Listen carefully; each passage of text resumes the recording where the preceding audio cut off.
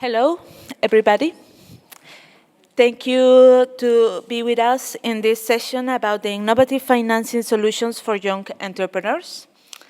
As you know, supporting young entrepreneurs is essential in developing countries, especially because in the South, most of the populations are young. For example, in Africa, we have, this is the youngest continent in the world. There is 400 million of young people between 15 and 35 years. And so they are an economic force really important. But as we know, they have limited access to the finances, especially because they have lack of financial record, lack of key business information, and also because they are young. So there is the risk of lack of experience. So today we have the presence of three panelists, one that will talk about the needs of these young entrepreneurs and the innovative solutions to facilitate the access to financing. First, we will hear Yves Speckert. Yes. From the Team Europe initiative, Investing in Young Business in Africa. Then will be with us François-Xavier Tokpanou. He will be online. He is the BLUPASS director. He will connect from Ivory Coast. And then we have with us Daniel Buchbinder. He is Alterna director, and he is coming from Guatemala to visit us. So we will start maybe with Yves. Yep. If you can briefly present us the Team Europe initiative and the Investing in Young Businesses in Africa, and the main conclusion of the survey that you made this year. I will pass the PowerPoint. Thank you very much, Carla, and it's a pleasure to be with you today. I'm actually the coordinator, for EU-funded, Team Europe initiative, very much like the Green Deal, but at a smaller scale, which is called IYBA, Invest in Young Business in Africa. And clearly, this was launched in 2021 by the President of the EU Commission, in order to, which is a facility really to help early stage business to launch, to grow, and sustainable businesses, and mainly through the form of both financial support, non-financial support like technical assistance, and also providing support to intermediaries, such as VC funds, incubators, etc. So there are really three building blocks. Yeah, thank you for, you can see that well. There are three building blocks in the IYBA. Mainly, this is different from SME support to SMEs, because early stage business, we're really focusing a lot on first block, very early stage, pre-seed, type of business. People who don't have track record, high risk, etc., etc. The second block is really the early stage business, which are the seed, and sometimes Series A's and Series B's, which are sometimes picked up by venture capital funds and other intermediaries. And the third block is really, they call it the entrepreneurship ecosystem support. So that's how do you build actually the ecosystem, both on the public side and the private side, to support the entrepreneurs, to provide a conducive environment for the early stage environment. Okay. Just to mention one more thing is that pilot country at the moment in Africa, since it's a focus on Africa, the facility has been launched already in Senegal, in Togo, Benin, and Nigeria, in West Africa. And then we have further launch or pilots, which are going to be in Kenya, Rwanda, South Africa, and Angola. And I'm leaving this Sunday for Kenya to do actually the mapping of the initiative. And I think that's something which is very important, is that the spirit of the Team Europe is actually potentially powerful. Is that we have about 11 member states who are all working, sometimes in different directions, And the idea of the Team Europe initiative is to bring together those initiatives, to do a mapping, and to look at, what synergies could be built and how we could reinforce, initiatives that have been successful or new gaps that have been identified, which is exactly what we are going to do.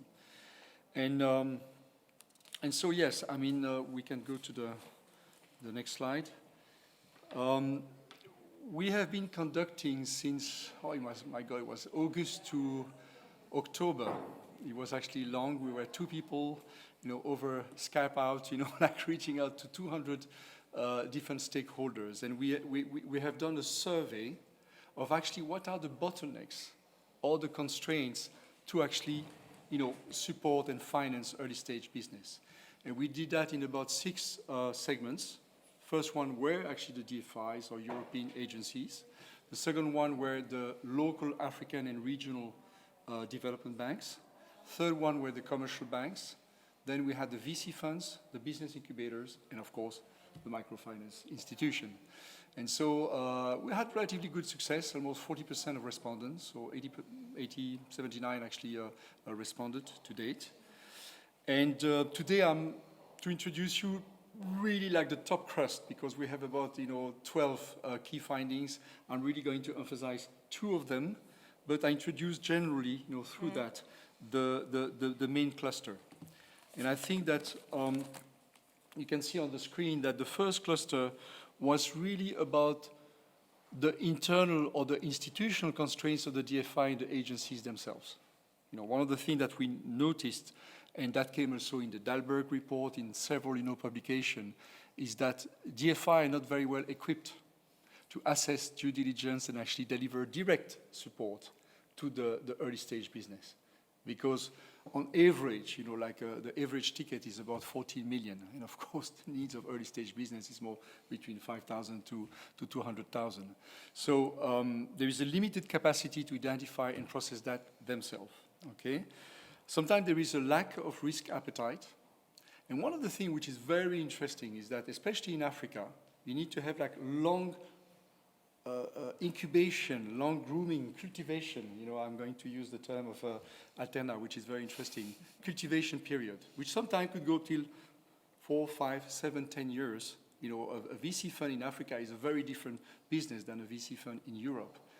And I have to say, mea culpa on the DFI, sometimes they have a short-term view. I mean, they have 4 years program, they need to show results, they have KPIs to show benefits and everything. So sometimes there is a mismatch between the patient capital that needs to be used to groom actually and develop those early stage business and actually the current processes. So they are aware of that. We debated that in Berlin with all DFI, and I think we are really working on new instruments and maybe new processes to address those specific needs. Another key finding in that cluster is the fact that they do recognize that since they are not equipped to do that themselves, they need to work through intermediaries to actually address the early stage business. So the VC funds, the business incubators, and they are very conscious of that. The second cluster, thank you. This is good. If I ever watch, it seems that I'm in a rocket and I'm going to reach the moon. The second cluster has to do with the investment readiness of early stage business. I'm going to talk about that on the key finding 5.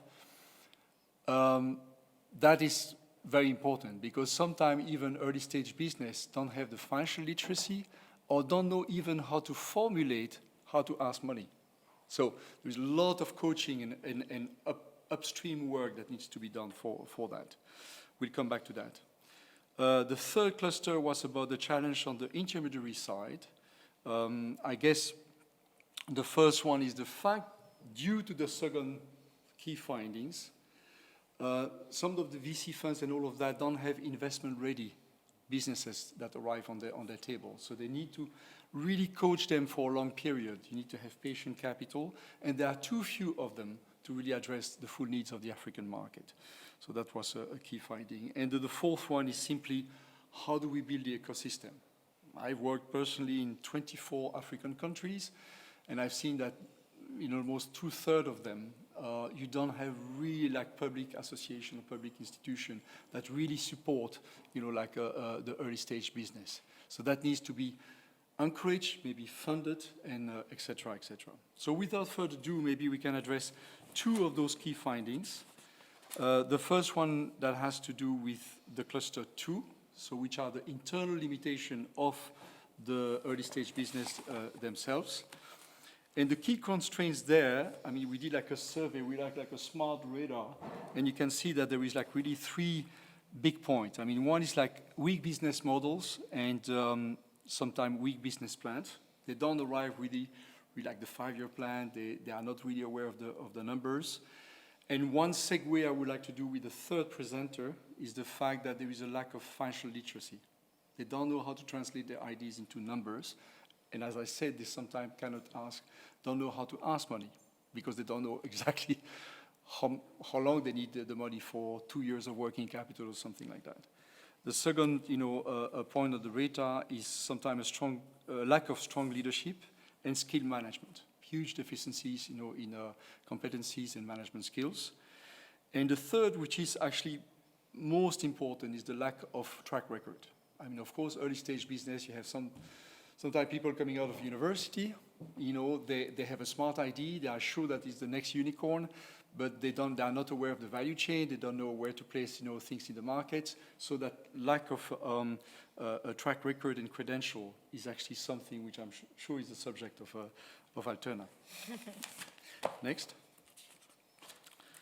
On the third one, which had to do with the intermediaries, since much of the focus of the European Union, the member states, is going to be supporting actually financial intermediaries, including microfinance. Now we ask them also, what are your challenges yourself? And many of them say that very long hand-holding period, a lot of investment upstreams, and sometimes, to invest X amount, we need to have already like a sizable investment, upstream. So maybe at that level, they need to have support, or they deserve to have support, and there is also the technical assistance or grants instruments that could be maybe tailored, to those one.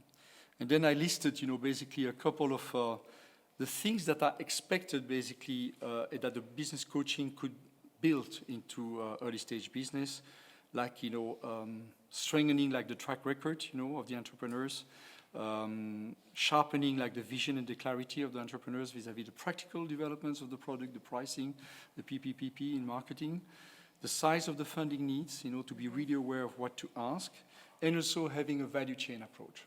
Very often they come with a smart product, but they have not aware of where to place it in the wholesale or the retail market. So those were some of the key findings.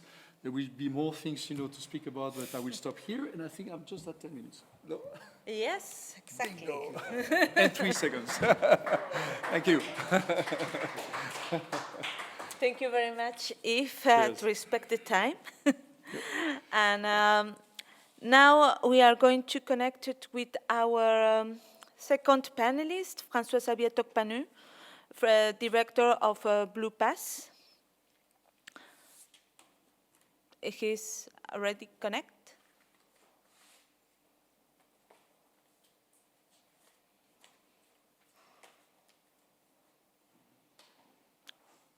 I don't know if he's already connected. No.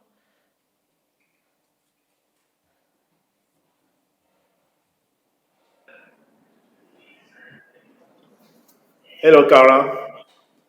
Hello, François-Xavier. Thank you to be with us. Thank you very much. Thank you very much. And thanks for giving me the floor. Yes, I'm François-Xavier Tokpanu. I'm the director of BLUPASS. I'm actually the founder of BLUPASS, which is a startup which was founded in Abidjan back in 2017. And our focus is on organizing and structuring SMEs in sub-Saharan Africa. Okay, so that they are able to prepare themselves to go and see financial institutions or funds, because my background is banking. I've been a senior banker, and I also advised SMEs for a while. And what I found out was the main weakness was that first they didn't know. I mean, a lot of people in Africa are starting a business with an idea, and they have the dynamic and all that, but they don't have the structure to be able to to bring the idea to friction, to fruition. So what we decided to do at from the beginning, because what you also need to know is that in sub-Saharan Africa, more than 95% of SMEs don't have an accounting system. So what we decided to do was to develop an ad hoc accounting platform, digital accounting platform for them, okay, so that it will be easy and it will allow them to prepare accounting and financial reports that will be reliable and reduce the information asymmetry that banks and financial institutions are facing most of the time. So back in 2019, we started working on a platform on a mobile application called BeManagement, and it came. We put together a team of developers, and we launched a POC back in 2019 in Abidjan. But I mean, the platform was interesting, but the POC helped us, go through the main weaknesses of our approach. First, in terms of user experience, doing bookkeeping on a mobile platform, mobile application is not very friendly. So that was the first shortcome. The second one is the fact that most of the entrepreneurs that we're facing, and at the time we went out and met about 2,000 entrepreneurs only in Abidjan. Most of them were not willing to do the bookkeeping themselves, and that was the assumption on the basis of our platform. So we decided that we needed to change things, and because otherwise we'll not be able to achieve the expected results. So at the end of 2019, we decided that we will re-engineer our approach. First, by using a cloud-based platform, okay, because obviously it was more user-friendly. So we developed the same platform, but on the web. That's the first thing. We will use instead of letting the entrepreneurs doing the bookkeeping themselves, we decided that we will provide a support service with accountants, okay, that will basically have a BPO, business process out. The idea was that the entrepreneurs will send them documents or transactions, and they will be able to register the transaction in the platform and send the reports to those entrepreneurs, so that they will be able to use it, and on a periodic basis have a review with the entrepreneurs to discuss about performance. And so there's a lot of education involved in what we're doing. And on that basis, we launched the BeManager program. The BeManager program is this program whereby we help entrepreneurs doing the bookkeeping through our platform, which is able to basically generate financial statements on the go, I would say, okay? Because there are no accounting imputation in the back, because the accounting plan is in the background of our platform. Okay, so we just need to click on a label in the platform, and it also automatically generates the accounting entries. Okay, so we started doing that, offering this service for 20,000 CFA, which is approximately 30,000 euros a month. Okay, which is really accessible in our markets, given the fact that above in addition to the bookkeeping, you have the advisory and the monthly review with the accountant. And to be able to provide this service, we decided to contract with young accountants, young graduates that will come out from university and give them the first opportunity to meet the professional world by giving them training on first on accounting, because that's the basis, despite the fact that they were already accountants, training on sales and marketing, and training on, on professional services rendering. Okay, and we assessed them, and we hired 10 of them at the beginning. So far, we have achieved some pretty good results because we have a basis of 537 clients in Côte d'Ivoire. And we launched the program in Senegal with a partner in Senegal in the mid of October. And the market is very promising there as well. So that's what we're doing. But to the fact is, our market is a market where you have entrepreneurs who need to be handheld, as Eve was saying earlier. And basically, we have to create an ecosystem where first we educate people, we help them provide, reliable financial information.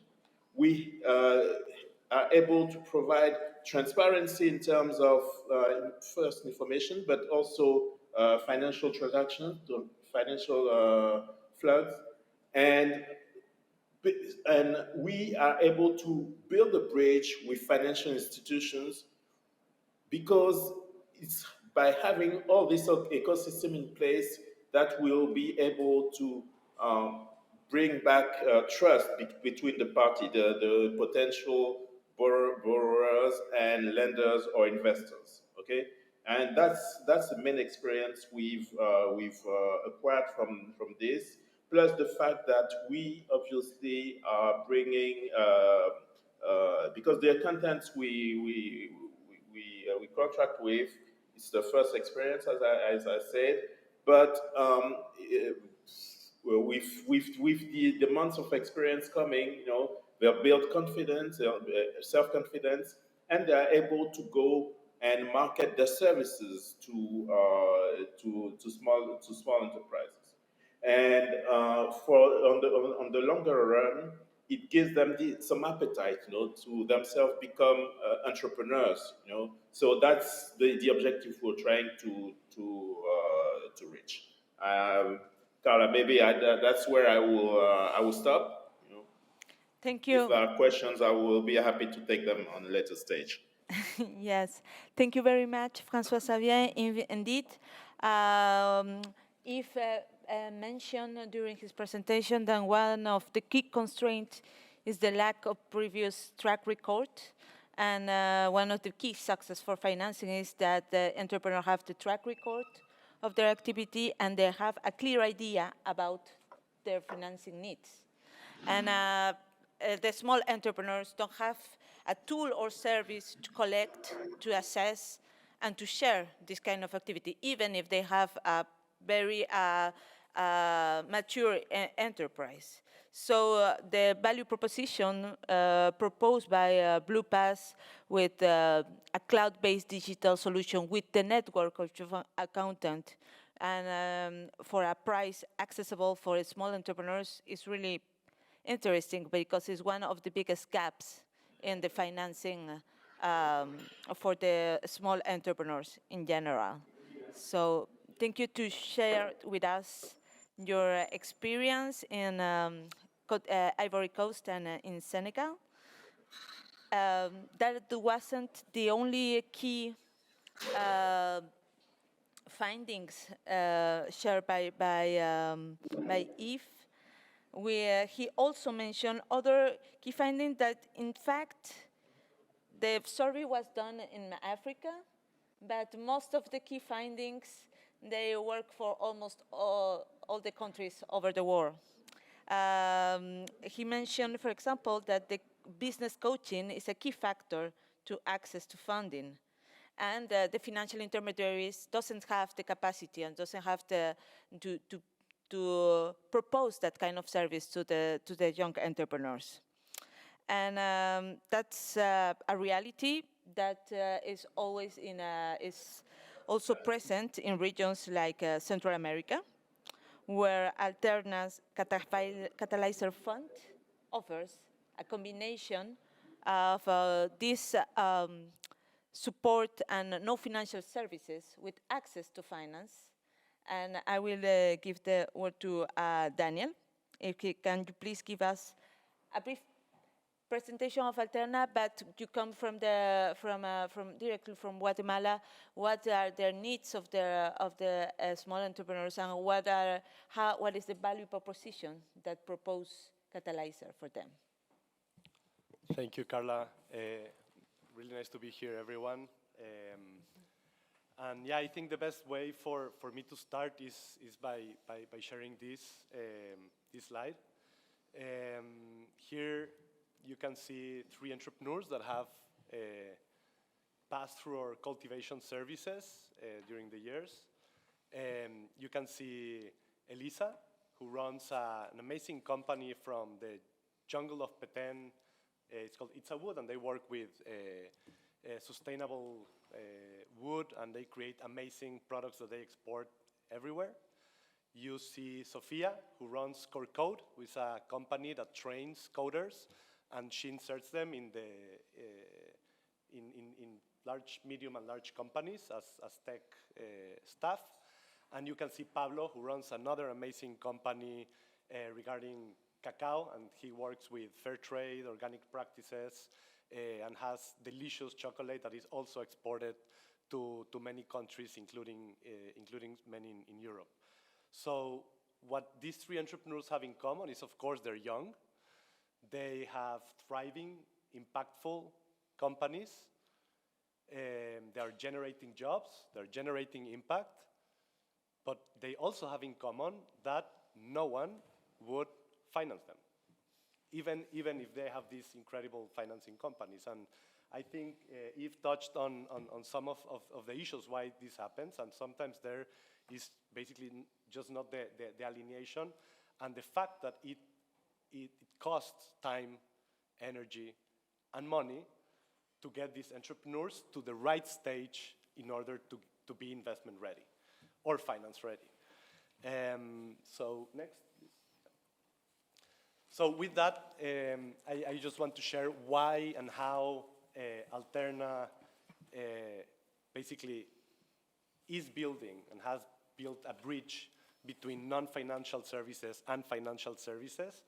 Alterna has been operating since 2010 in Guatemala and on a regional basis now, including Mexico and some programs for Latin America. Basically what we call cultivation, which are just a range of business support services that are not necessarily in a linear way like a typical acceleration program. They are more into, we're not trying to work with unicorns or gazelles. We work with cows, bulls, and buffaloes, animals that exist, that you can see and touch, and that can really create different types of impact in the world. So we work exactly with this type of entrepreneurs that are everywhere in the world and that are very present in every community, and that's who and why we exist for. So we have been providing these services, and originally Alterna did not want to become an investor, an impact investor. That was not in our plans when we were launched. It was just a matter of fact that after serving more than 2,000 entrepreneurs around 2015-16, after even creating impact investment events for the region, you know, the crickets were sounding and no one was putting money on the table for these entrepreneurs. So the Inter-American Development Bank asked us to just create a pilot for the region and try to cross that bridge with early stage small tickets that could basically fit with this the needs of these entrepreneurs. And that's how Catalyzer was born, and obviously has evolved in the last 3-4 years. But basically, we said, okay, we need patient. It's resonates so much to what you found and you shared, Eve. And it's, what do they need? They need training and investment readiness. But I have to make a parenthesis here, because what we've seen in so many occasions is that there is, from our perspective, an hyper-folklorization and romanticization about entrepreneurs, you know, and so everything is about the demo day and the be ready to pitch. And so, to be quite honest, we don't care that much about even them presenting well, because anyone can do that, you know, starting from kindergarten. But what people are lacking really is, okay, how are your numbers supported? You know, how are you really projecting? What are your assumptions? And that's what we've been investing a lot of time and energy in, the bridge between the preparation of the business model and the investment readiness. And that has been the key factor in order for us to be able to connect them with real money there. So basically, the value proposition that Carla is asking from Catalyzer is flexible debt. It's a revenue-based model where basically entrepreneurs do not pay a fixed rate, but they pay based on their level of sales. So they are not going to be choked if they have some rough months, let's say, or there is seasonality in their sector. It's patient capital. We provide financing of up to 5 years with very early stage tickets. So we're talking between $10,000 and $50,000.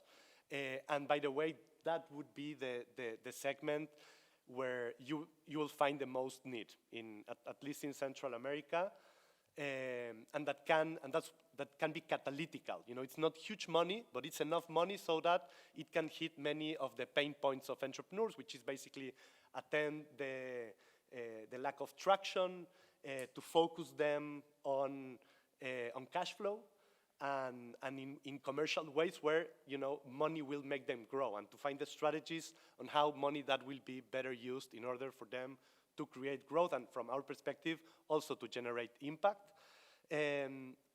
But this is obviously, it is possible, and we reduce our own risk and the risk of entrepreneurs by our cultivation services. And that we have been finding that there is already attraction, because we have already financed 35 companies from Central America, most of them from Guatemala, because that's where the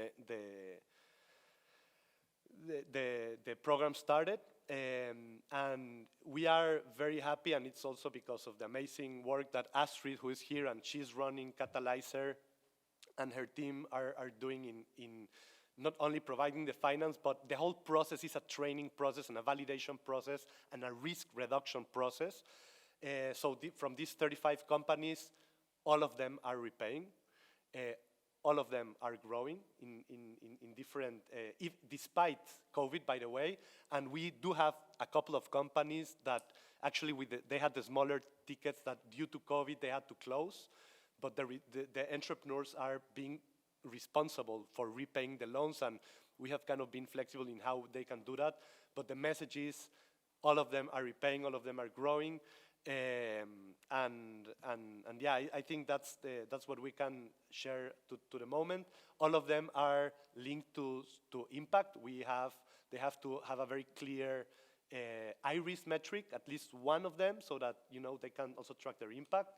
And with this, we are already seeing attraction that whenever they were even nervous to get, because, you know, it's a pretty formal process, you know, and maybe some of them have had some friends and family financing, but when they have to sit down, let's say, with a stranger and have to sign a term sheet, people think like, wow, like this is very serious. This is I'm signing something that you know is important, and even if we don't ask for collateral, which is also a very important part of the loan, it is something that they think it's serious, and so what ends up happening is that they start acting in a different way, in an even more disciplined and responsible way.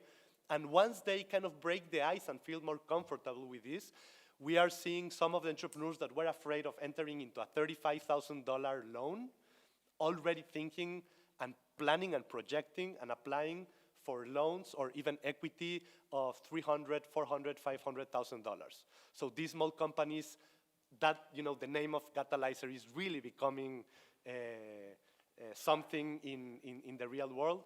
And yeah, that's what I could share at the moment, and happy to answer any question later.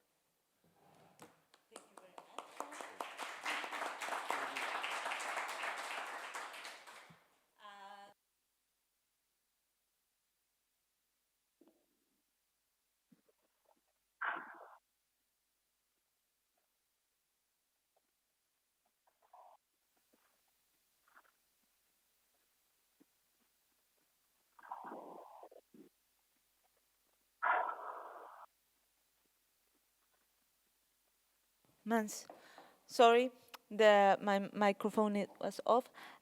We have 15 minutes for the question and answers. So if somebody have a question for Yves or Daniel or François Xavier, who is online.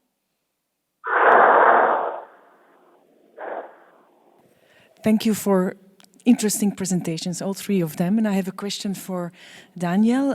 What is your own business model? Are you financed by part of the interest, or do the entrepreneurs pay a fee? How does that work? Sure, thank you. So it's worth mentioning Alterna is a non-profit organization, and it has, let's say, a hybrid business model. So we work a lot with multilaterals, with European, North American foundations, and we also sell services. We design and execute programs at different levels for a range of partners. So let's say we have, as a non-profit, a hybrid business model. And Catalyzer has been, let's say, incubated inside Alterna.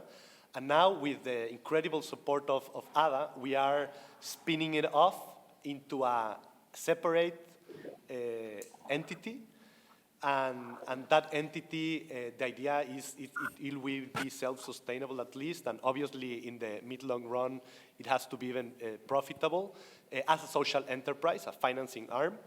And of course, part of the long-run objective is that the revenues and the profit from the social business will somehow be kind of paid back to Alterna in order to keep the circle running. So that's kind of the business model in a nutshell. Thank you. There is another question, Pedro. Yeah. I have a question for Daniel and one for Xavier. The first one for Daniel is, have you identified the percentage of revenues that is fair for the entrepreneurs, a range, let's say 10% of sales, or, yeah, you apply it differently, but if you can give me a range, like an average. You mean on the interest rate? Repayment of the entrepreneurs to you. Okay, yeah, sure. So first one, and linking to the previous question, so we do charge for some of the programs. So even at the cultivation level, we do charge for services, but that's more like a nominal charge, and that's just like to have the healthy type of relationship. So that's one, and at some point it's going to be an important part of the revenue for Alterna, and for the loan. So we define a multiple. So it's not a fixed rate. It's a market base, and let's say that the comparison is to the average interest rate of banks, but we don't use a fixed rate because we have a revenue-based loan, so that we pre-agree a multiple on the original loan, and that multiple starts at 1.15, and it can go even up to 1.5.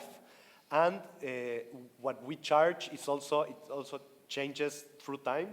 I think if I'm not, that has been refined, but it starts at 3% of revenues, and it grows also with time. So the idea is that it starts so that they can warm up, you know, and speed up in a way that is healthy for them. So we start at 3%, and it can go up to 6 or 7% of the revenue within the 2, 3, 4, 5 years. Okay. That's kind of how it works. Thanks.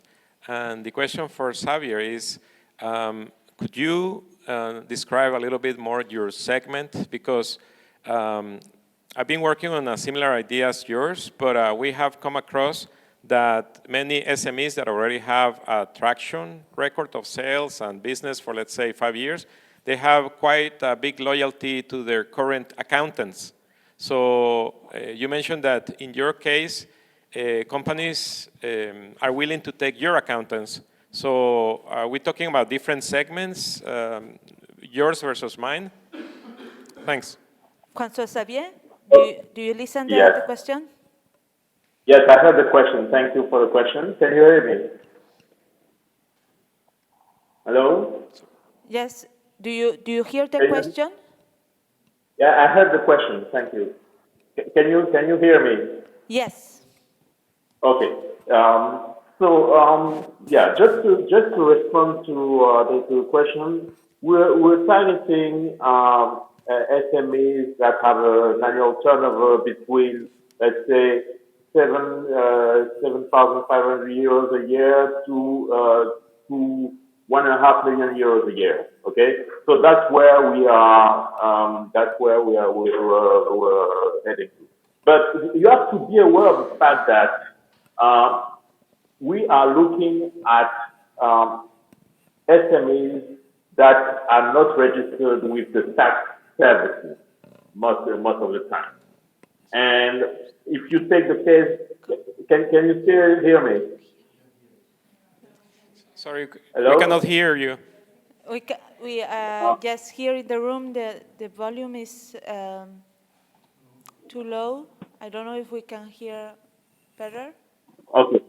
Yeah, I'm going to talk closer to my computer. Yeah. Better. We are talking about SMEs that are most of the times are not registered with the tax services. You have to be aware of the fact that when you look at countries like Côte d'Ivoire, Senegal, Cameroon, all those countries, you have basically less than 5% of SMEs that will be registered with the tax office. Obviously, if you are talking to companies that are registered with the tax offices, they will have no content and they'll be loyal to the content. Okay, but when you look at the companies that are not visible for the tax office, then it means that they are less organized and that you have to build to help them build on their organization so that they are able to speak to the tax office at a later stage. You know? And maybe that's where the difference is. You really have to be to be fine on the targeting, okay? Because what we're doing is we are doing some calls. You know, we have databases. We have currently we use a 25,000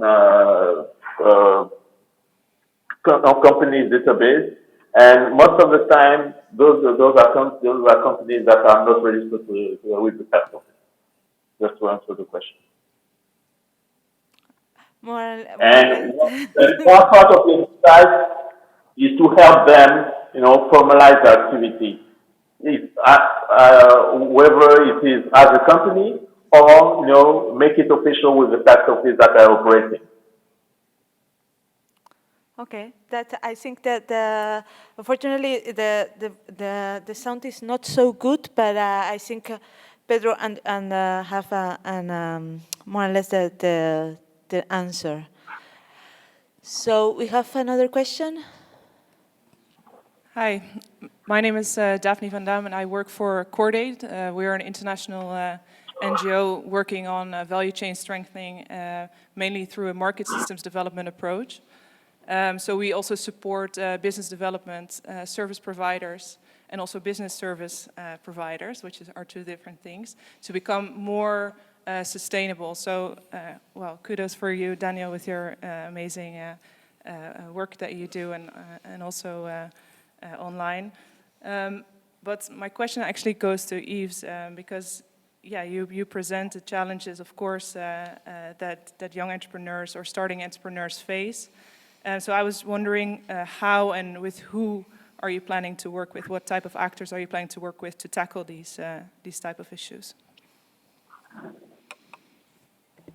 Okay, thank you very much for your question. And indeed, I mean, that is still an issue which is being debated, you know, with certainly the DFI, the agencies, at the level of, you know, of where the money is coming from. I mean, certainly some of those DFI, like, for instance, the EIB has worked for a long time with microfinance.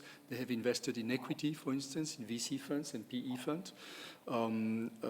Others actually sometimes are ill-equipped, actually, to select or due diligence and you know, really see where they could focus actually the money. So very often they go back to a position where, okay, we on lend to commercial banks, which actually probably are the worst intermediaries, because 70% of them say they don't lend to early stage business. So indeed, I think more effort needs to be put, you know, and more innovative thinking needs to be put on new instruments to do that.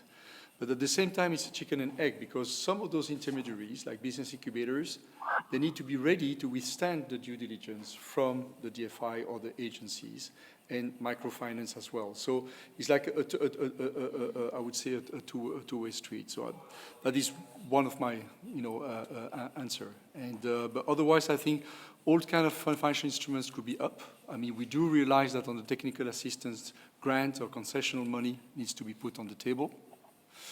At the level of certainly the VC fund, the Series A and Series B, we can consider it more like equity, you know, type of investment or loans, you know. And then, as you know, the European Union has launched a pretty ambitious, you know, guarantee program called the EFSD, European Fund for Sustainable Development Plus, which is almost now 3 billion in size. And that, the purpose of that is to de-risk, you know, some of the investment that are being made. I mean, of course, it is used a lot for larger ticket, like energy type of things. So you try to de-risk a little bit the offtake agreement for like an energy business. But they are thinking about, you know, how to apply guarantees at a smaller level or maybe through intermediaries to de-risk their business as well. Because, of course, companies like Alterna, they are taking risks. They are making a bet, you know, on the large number. So there is a bit of like a spray and pray, you know, aspect, and how to de-risk that. I think that's some of the roles of the DFI. Thank you. Thank you, Yves. Yeah. I will just before to give to ask Axel. Yeah. I wanted to ask to Daniel. One of the key, Yves mentioned one of the key factors when we talk about small enterprise financing or young entrepreneurs financing, the risk, and how you face the risk in this revenue-based model. I guess the risk starts, the risk reduction starts from very early on. So basically, we try to think of de-risking, since we accept applicants to any of our programs, even if they're not applying for financing yet, or even if they don't know that they will eventually look for finance.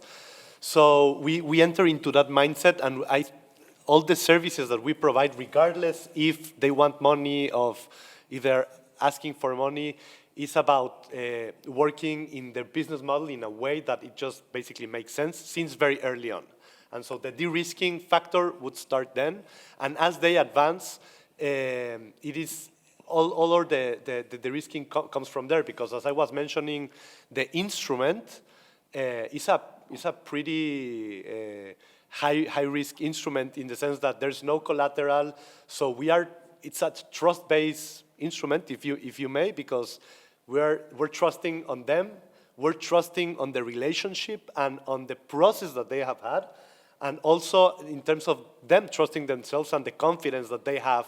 So it is I guess, like pretty human centric instrument, but it is not a naive instrument. And so obviously, at some point in later stages, when they arrive to Astrid and her team plate, there is a due diligence and there is a very strict review with second eyes, more objective eyes that are not the ones that were cultivating them. So that is kind of the value chain of the de-risking process for us. Thank you. Axel, we have a question? Sorry, hi, Sahana here. Sorry. Thank you very much for the discussion, very interesting.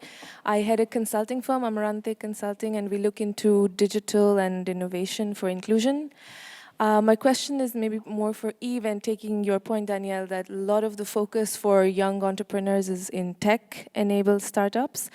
And I'd like your view on the trends, on the young people you're seeing. Are they kind of pushed to go into tech startups, or is there a fair amount of interest in other sectors as well? And how do you channel that?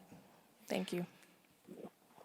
Thank you very much. And I think that's a very good question. Actually, I had a little bit anticipated that question because it is crucial. One of the other key findings that came that I didn't show today is that, for instance, venture capital funds, almost at 60%, 70%, they invest in Series A and Series B. So this means that companies that are much more advanced, on the value chain, or if you like, on the life cycle of innovation.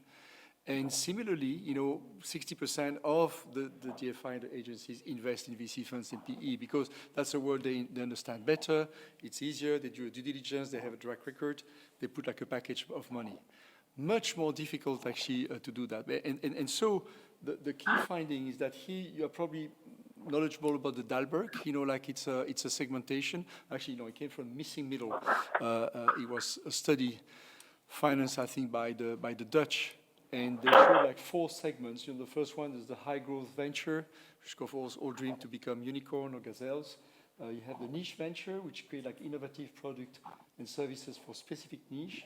The dynamic enterprise is more like the bread and butter, maybe like the cows and the bulls, that Daniel were mentioning. And then the livelihood sustaining enterprise are more like family run, but yet very important because they create job, they integrate communities, etc., etc.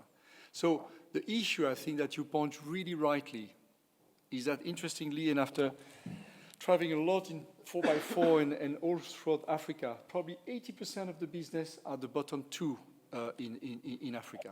Okay, and those are where the needs are, and this is where the risk probably is the highest.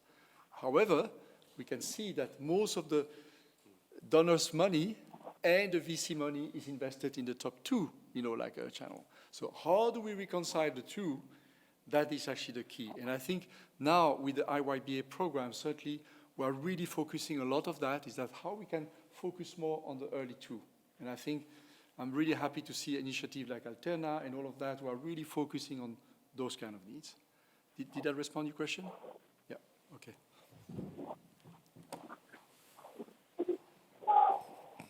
Very Go quickly, ahead. it's just maybe more a comment than a question. Yeah. But we always say that young entrepreneurs, they are risky, I think, by definition. And then people say, yeah, they're risky, they don't have professional experience, they don't have financial experience. But there are cases like Alterna and many other players that show that it's not really risky. There is a perception of risk, not a risk as such.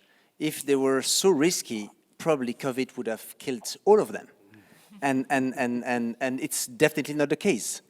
So I would be glad to hear, is it what you think, Daniel, about that perception of risk in comparison with effective risk? And a message to Yves to spread to the European Commission. Could you please try to find ways and transfer to the DFIs that, they have to change their mind and stop thinking that because they are young entrepreneurs, they are more risky than the rest. I think they are much more flexible, and with the digital and so on, they are learning much quicker than an old entrepreneur. So, and I think it's time to launch the message, because there are cases showing that what is always said is basically not the truth. Very good. Daniel, do you want to address that maybe? Yeah, I think you described it very just very well, Axel, and it's a matter of perception, and I think it is upon us, you know, the ecosystem, to prove that perception wrong, with cases, with a critical mass of actually young entrepreneurs passing through professional. And as you know, I think that the risk in the case of youngsters, it's also compensated and even overcompensated by, you know, more innovative business models, hard work, because, you know, a high level of sacrifice that we see in our cohorts so much. And yes, I think it's for us just to prove with cases and with concrete data that is just a perception, and that, you know, risk can be everywhere if you really want to look for it, but the idea is to just like try to minimize, as it can happen also in the high-tech startups, no? Maybe just to add a little bit, you know, to what you were saying, and having actually worked with quite a few business incubators and accelerators in Africa, in about 8 countries. It's interesting because what you say is very right. I mean, first, and I don't want to flagellate or you know, the DFI, but it's true that the reality of someone who is sitting on the tower in Frankfurt or in a business center in Paris, to really fathom and understand what are the requirements of early stage business, you know, like for 5,000, 10,000, you know, requirements, and how hard it is also to survive in the business ecosystem of Africa. It's a different world. So of course they need intermediaries. Now, there is some issues with the intermediaries themselves, because intermediaries would tend against to favor maybe the top end, you know, segments, and not really cater the people who do like a lot of value. People who just say, okay, cashew nut falls, you know, we just take the little nuts and everything is rotting. Okay, we can do the transformation of the fruit and create like a 15, you know, mom and pop shop, you know, like to transform the fruit. That is really the reality that we're talking about. And therefore, some of the thinking, some of the recommendation, because I already only talk about key findings, but there is 8 recommendations, is actually how to put ourselves, you know, in the shoes of the intermediaries and make sure that they're equipped with the proper tools to address the early stage business, because it's another requirement. I mean, as you said, a lot of patient coaching and a lot of things, and indeed try to foster the best of those risk takers, which are actually the entrepreneurs. So I think that the due diligence, the process, the tools needs to be evolved. And I can really say that in this Team Europe initiative, there is a great openness to try to rethink themselves, even put themselves into question. Maybe we don't have the proper tools, and maybe we are not addressing the proper intermediaries. I leave it an open question. Yeah. There is another question, no? So I will finish with what he said. Because it's really interesting that in one hand we have the ecosystem, and the more important, have to look for new kind of intermediaries to go to this 80% of the missing middle, the missing middle of the missing middle, we said. Or the addressable segments, yeah. Yes, and I think the incubators and the accelerators have a role to play in this. And it's important that they, as for example, is doing Alterna, and that we are supporting and other incubators in Central America, in West Africa, that to support them to change their mind and to change for this approach or the business model from cooperation, and to look at, and to act like as an entrepreneur. And that's from one side. And then the other side, it's interesting that the DFIs could